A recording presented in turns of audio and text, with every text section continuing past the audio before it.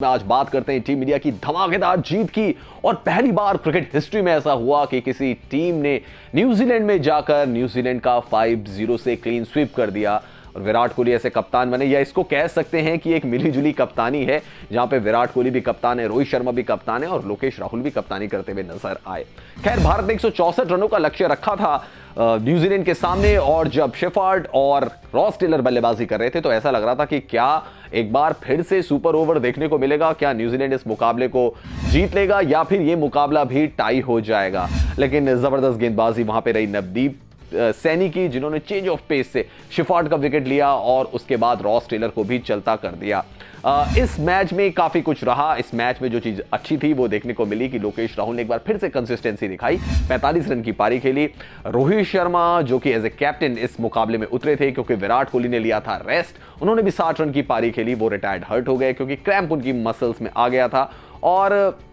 जब क्रैम्प आया था उसके बाद भी उन्होंने बल्लेबाजी को जारी रखा था, एक छक्का भी लगाया था, लेकिन उसके बाद उन्होंने देखा कि शायद उनके लिए अब मुश्किल हो रहा है पिच पर टिकना, इसलिए वो चले गए थे बाहर। और फिर यह सवाल आने लगा था कि अब कौन कप्तानी करेगा, क्योंकि रेगुलर कैप्टन विराट कोहली थे नहीं, और जिनको वाइस कैप्टन, जिनको की कैप्टनसी दी गई थी, रोहित शर्मा, वो भी हो गए थे इंजर्ड। तो फिर लोकेश राहुल को कप्तानी दी गई, और कह सकते हैं कि आईपीएल में Lokesh Rahul as a captain debut करने वाले हैं, लेकिन उनका एक तरीके से कह सकते हैं कि T20 इंटरनेशनल में ही डेब्यू हो गया एज ए कैप्टन।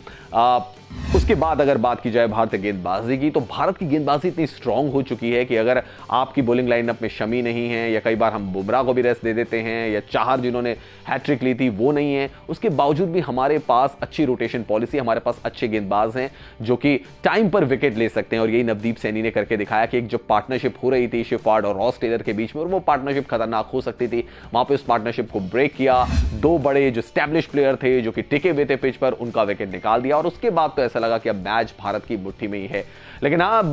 जब सोढ़ी ने छक्के लगाए तो ऐसा लग रहा था कि कहीं मैच एक बार फिर से टाई तो नहीं हो जाएगा,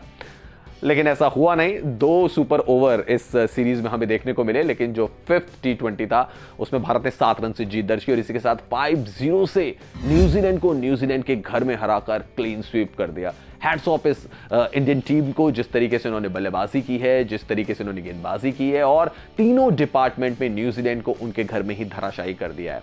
अब बारी और बात होगी ओडीआई सीरीज की, और उम्मीद यही करेंगे कि ओडीआई सीरीज में भी टीम इंडिया का जलवा देखने को मिले।